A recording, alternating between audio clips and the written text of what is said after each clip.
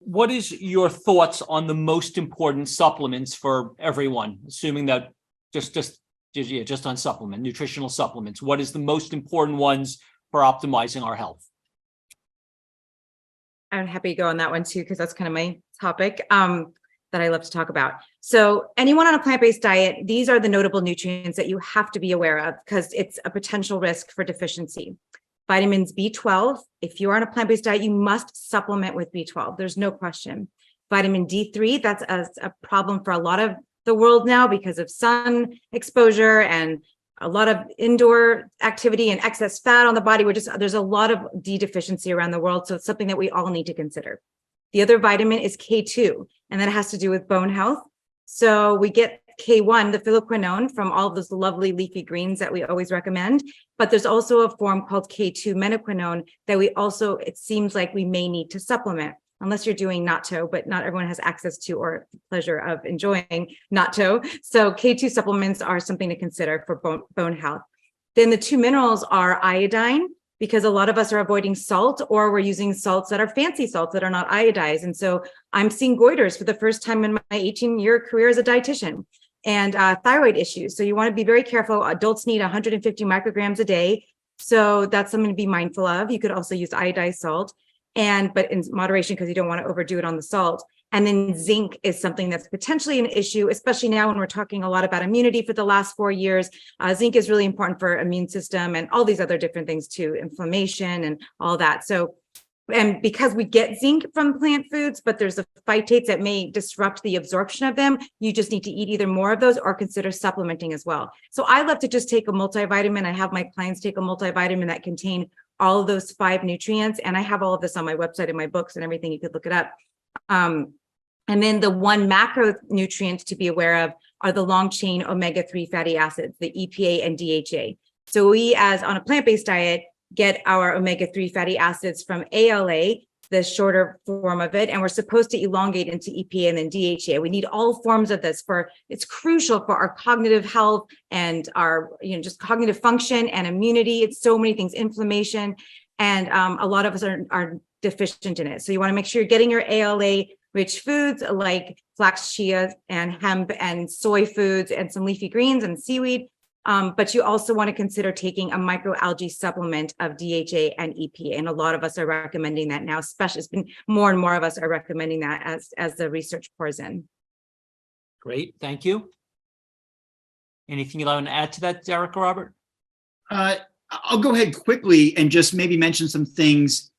Perhaps, I'm sure we'll cover it a little bit later, but we don't need to necessarily focus on, and that's, for example, protein supplementation. For most of us, if we reach our calorie needs, we very, very, very likely reach our protein requirement needs as well. Now, those who are active are going to need a little bit more protein, 1.2 to 2.0 grams of protein per kilogram of body weight.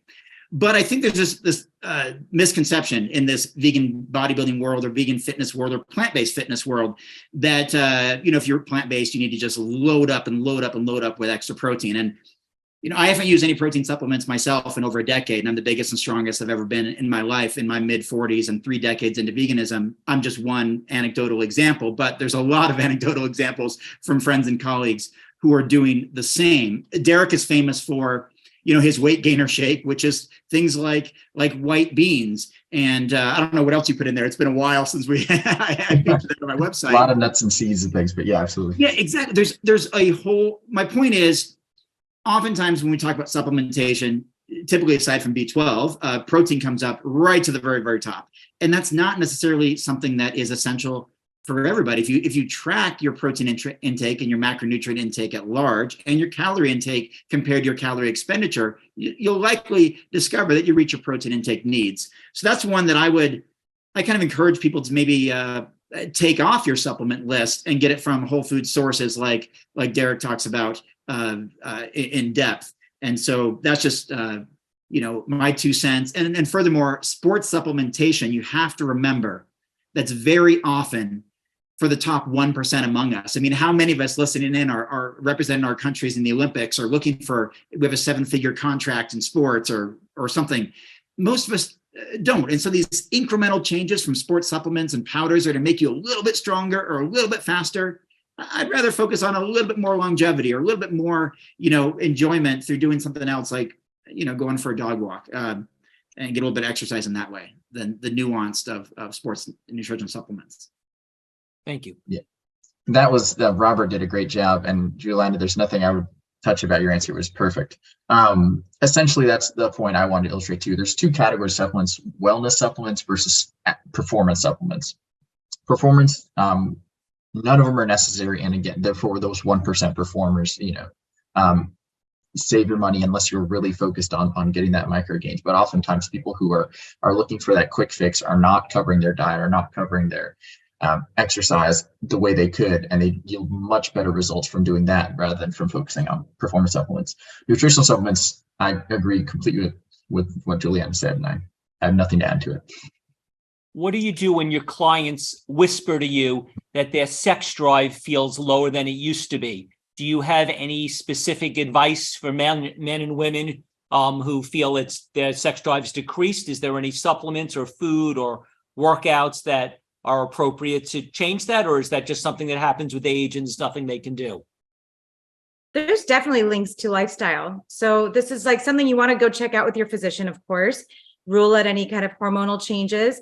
But our food is directly associated with our hormonal patterns. And yes, aging does decrease certain hormones, and it changes, especially for women. We have a very dramatic change in our 40s and 50s or whenever that happens.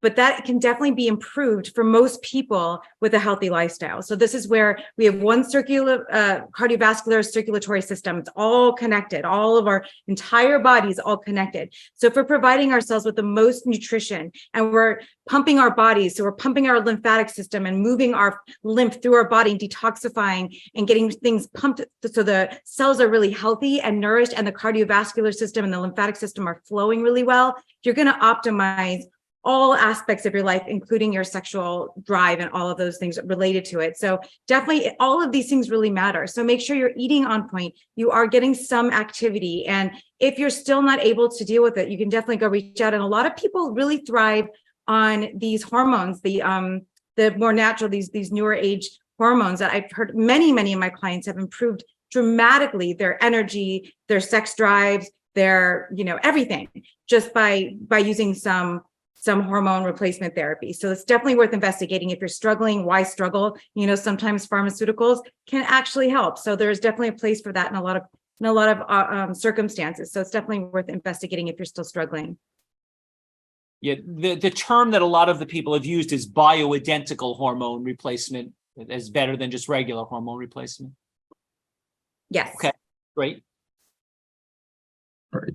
And just to add to that, I would say that going down the list of kind of simple lifestyle factors would be my first thing. Yes, absolutely see your doctor if you think there's something to be concerned about, and explore options if you need. But how is your stress level? How are you sleeping? How is your diet? If you've been falling back on your diet or drinking too much alcohol for the past 6 weeks, and all of a sudden, lo and behold, your sex drive seems to be in the tank, there's probably a relationship there. Or same thing with mental health. If you're suffering from depression, if you're suffering from anxiety, you're probably not going to feel your best in a lot of ways, including libido. So that's kind of where my focus would be. And then absolutely, some of these things need a pharmaceutical or some kind of clinical intervention. With anxiety and depression, it could be going to therapists or psychologists. I think we all learned a lot about mental health over the COVID experience, and that's definitely something to look into. But there are bona fide hormonal concerns that need to be treated medically. So all those things should be considered, because it could be the sign of something more serious going on. Nothing else to add. Okay. Can a bodybuilder get as big and cut on a whole food plant-based diet as on an animal product diet? Is there proof of this? That's a great question. And I'm hesitant to say on a whole food plant-based diet, because so much of bodybuilding is on concentrated calories and supplements and sports nutrition that vegan bodybuilders and omnivorous bodybuilders alike follow.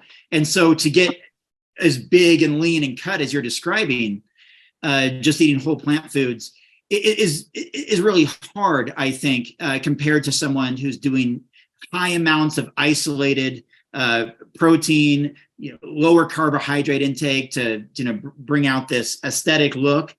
Now that has nothing to say about health, by the way. Bodybuilding and health are actually pretty far apart from one another when it comes to competitive bodybuilding and at a high level. And I think all of us on the panel know that, including from firsthand experience, competing sometimes for over a decade. So do I think you can get just as big as any other bodybuilder in the world on a plant-based diet? Absolutely. In fact, some have done it. I've met some of the biggest bodybuilders in the world who have followed a plant-based diet, but they're also on a lot of anabolic drugs and steroids, growth hormone and other, essentially illegal drugs and steroids. And they're taking in a ton of isolated nutrients. So it's not a whole food approach, even if they are plant-based. So it gets really, really nuanced. But when you're talking about hardcore bodybuilding, supplementation does play a role in the outcome there. And that's actually one of the reasons why I largely stepped away from competitive bodybuilding. I wanted to be a more holistic approach to health and wellness while still being bigger and stronger and oftentimes in better shape than I'd ever been in my life, while doing it with a largely whole food plant-based diet. But you just probably won't see me winning a lot of bodybuilding competitions these days with that approach. But I can still look great in photos, I can feel great, and I can hopefully be contributing to a longer, happier life as a result. Absolutely. Nailed it, Robert. That's a great answer. I would say study that was recently showing people following a plant-based diet versus people following an omnivorous diet, as both participants were put on a higher protein intake, 20-25% of calories, and followed a resistance training program. And those on a plant protein focused diet gained just as much muscle mass. And these were trained individuals. These weren't newbie gains. So these are trained individuals, which is a more impressive result. And that goes to show you that when protein levels are equated and getting, most of your nutrients from whole foods, you will see just as much muscle gain from a plant-based diet as from an animal protein-based diet. But these weren't competitive bodybuilders. So I do agree with what Robert had to say there. But especially when you get into competition and competition diets where you're really cutting calories, where you're keeping protein high, but fat or carbohydrates go very low, you're trying to get that ultra low body fat while maintaining artificially high muscle mass. There's nothing healthy about that diet, and would be very, very hard to do on whole plant foods alone. So I would say for the average person looking to gain muscle, get stronger, improve their physique, absolutely, you can gain just as much muscle as an omnivore. But in terms of someone stepping on a competition stage, especially in non-drug tested, with whole foods alone, I'm hesitant to say it would be equivalent. I think there's just too many isolated nutrients and too many unhealthy practices at play there. Thank you. Derek and Robert, do you, outside of personal training clients, do you see nutrition clients also, or specifically personal training clients? I would say, oh, go ahead. Well, I was going to say, I personally don't see any clients. I write books, I write articles, I speak on tour, I share a lot of stories. I'm a narrator and storyteller. So I personally don't see clients. What I do is I write for largely a general audience. I write about the studies like the ones that Derek's been mentioning. Like I know that study you referenced is also that the women's study in Canada on the female athletes who the plant-based athletes actually performed at a higher level than the omnivorous athletes in that particular Canadian study. So I tell those stories. So I don't see clients one-on-one or do any coaching one-on-one. I send people to people like Derek and Juliana. So I just wanted to answer that quickly, that I don't work in that capacity. Sure.